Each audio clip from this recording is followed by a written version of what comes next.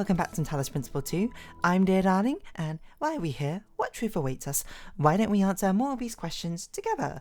Where last time we solved the Sphinx's riddle.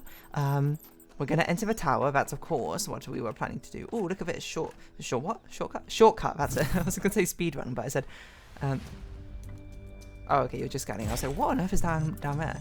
I'm just gonna send it, and who knows. This is clearly not correct. Hold on. Take that piece up. You need to rotate, and then you need to be put down here. And then I mean, there's a lot of different answers, ways you can do it. As long as you get basically the same horizontal.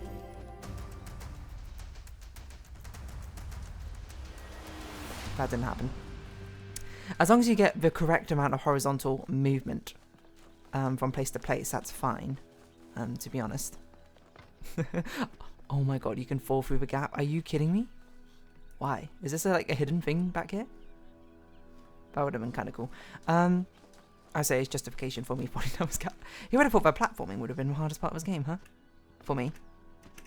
Okay, there we go.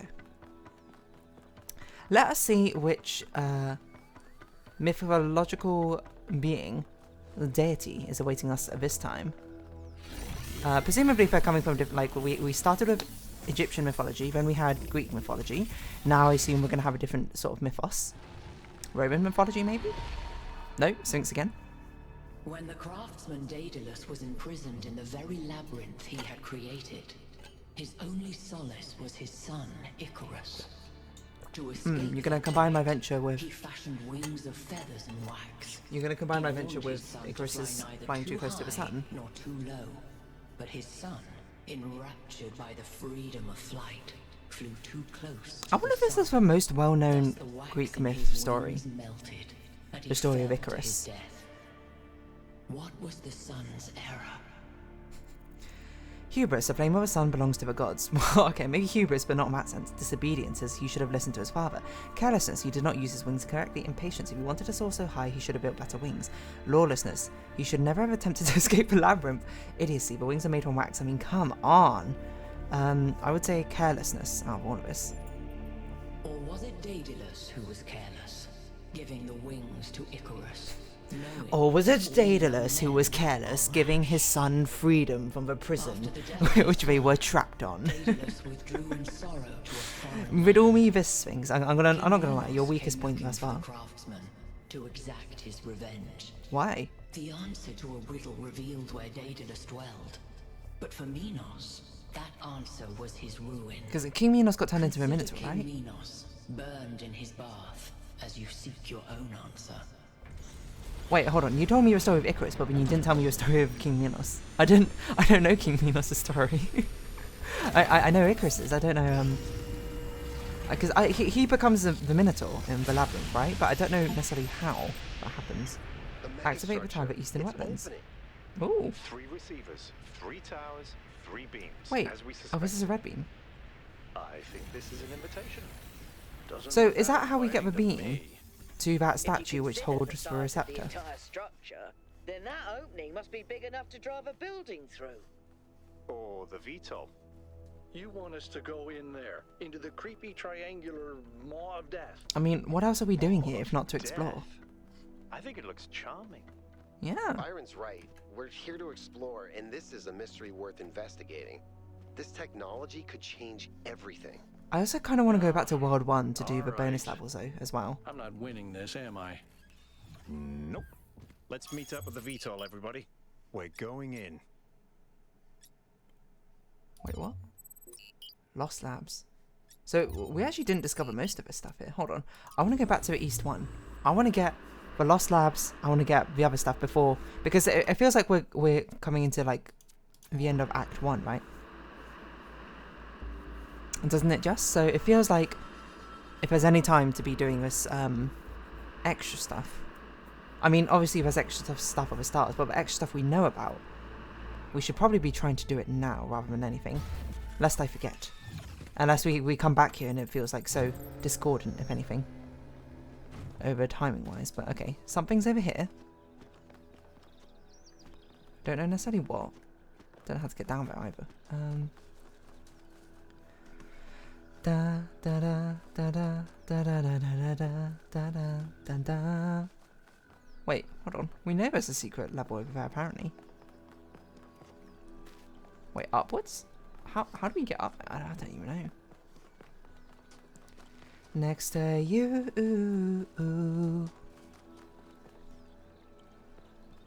Yeah, because we okay, it says we know there's a secret level over there. I don't know where necessarily that is, but je voudrais find it. We have a lot of question marks around the place as well, which I think is also worth exploring. As long as we can just trend in this general direction, I think we'll be okay.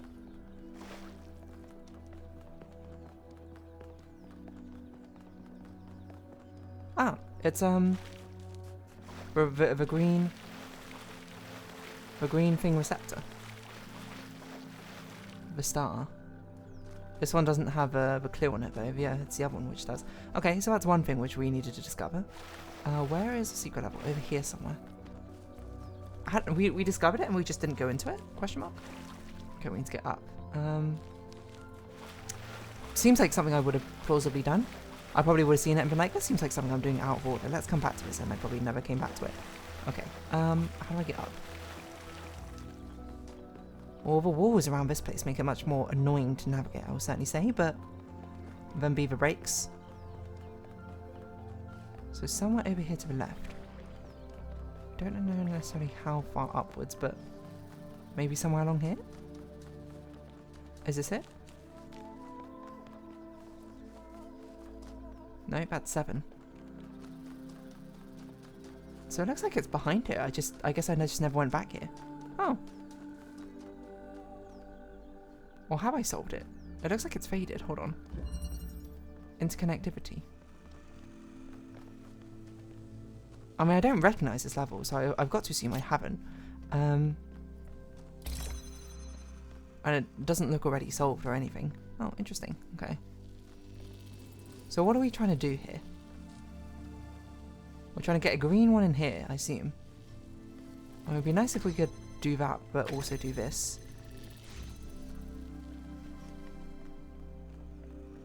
So I guess this gives us a blue.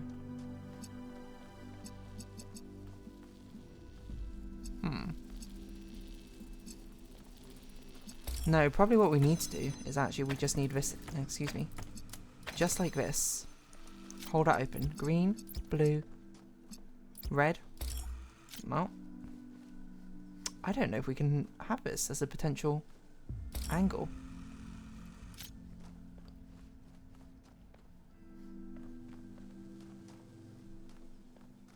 Okay. I guess the alternative then is we have you on this one, and then we have you connected over here.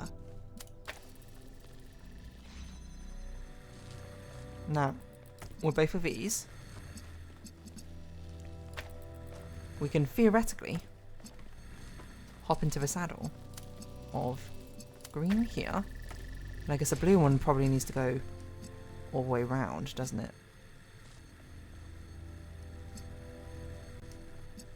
So presumably you now need to hold this down again.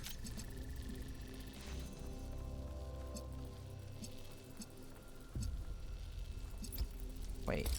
No, hold on. What am I doing? Take you. You kind of need to go like the long way around is a problem, isn't it?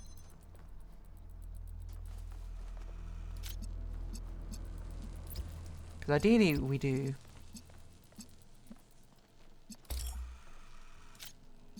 We do this to get the green. But how do we get the blue across?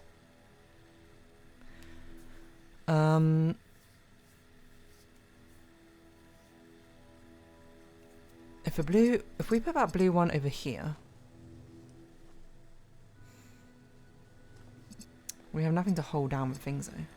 Actually, can you be holding down this? Maybe. In which case, I guess we don't need it like this anymore. I'm just trying to be like, I feel like the blue one needs to go around the outside. But I'm just like, can we make that work, essentially? I think we can. We just do this, and then we connect you to this. Yeah, there we go. Nice. Bonus lab all done. 1. Let's go find the other one. And the labs. Okay. So the only question marks we can see are in this direction, which is not surprising because like this entire world is in this direction. There's 2 of them. One being significantly closer. Okay. I don't think we found where the golden gates were either, did we?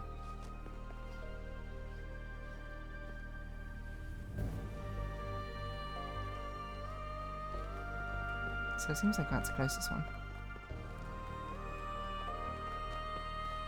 Over here somewhere. I swear I saw another question mark. I don't know where it went. It's actually kind of hard to see the map against these white stone backdrops, but it seems like something's over here. So in this direction we'll continue. Where's that blue spot going?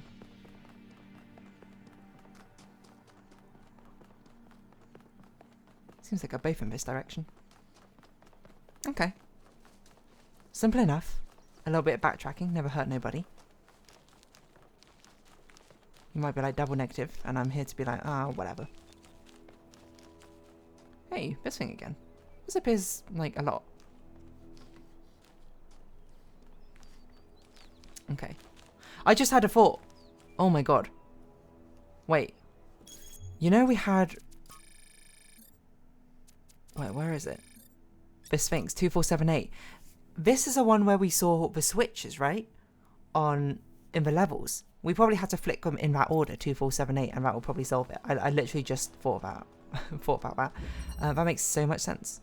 Okay, well we can do that afterwards as well, seeing as we're doing some backtracking already. Elevation, what is that? I don't know, but that looks so different from everything else. I'm sort of just like, what?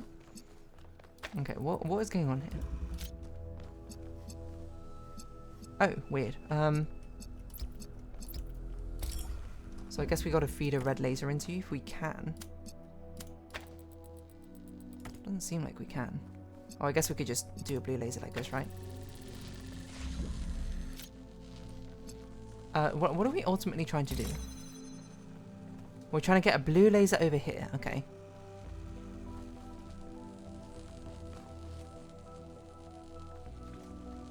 Which kind of screams to me that we should be... you should be holding down this. It should be like a blue laser from here. And then you. Ah! I didn't think about that. That closes it.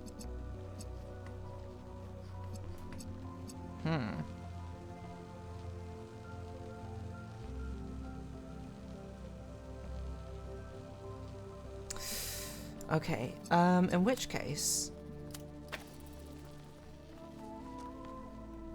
we don't have a lot of connectors, though, is the issue.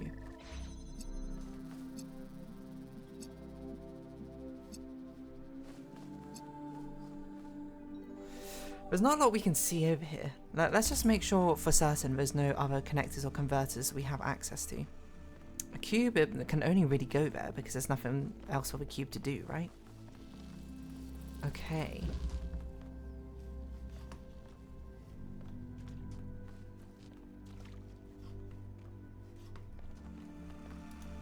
Do you think this will work?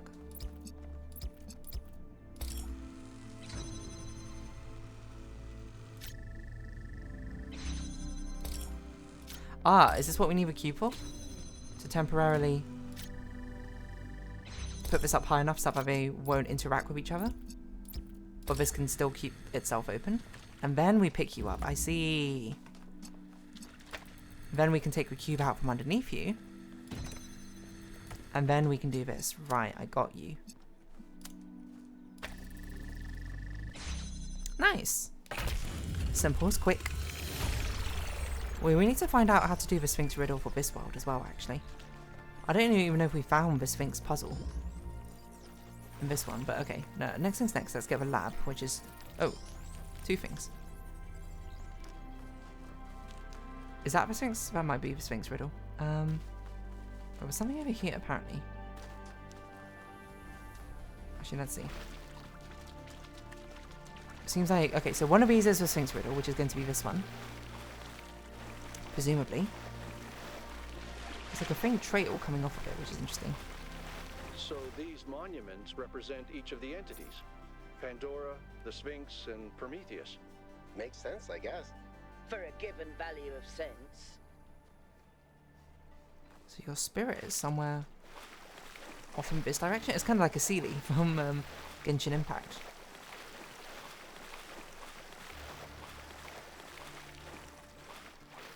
So your spirit is somewhere off in this direction, it looks like. Because that's why I see a faint blue trail pointing. I can't see it from here anymore, which makes it rather difficult. That is going to be a difficult one to find. This seems like a treasure or something. Let's go find the lab first, and then we'll deal with that. Fire Prometheus, Sphinx's riddles, but we haven't had anything relating with Pandora yet, actually, as a mechanic in this game, which is interesting, isn't it? I wonder why. Anyway, the lab should be around here, it looks like.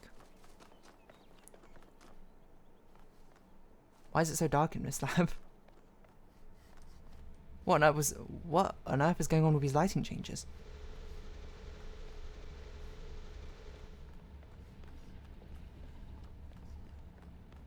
So what are they testing in here? What research have we found? There's more of these labs than I expected. If you find another terminal, please be careful when you connect. What is this a diagram of? Is it a map of this place?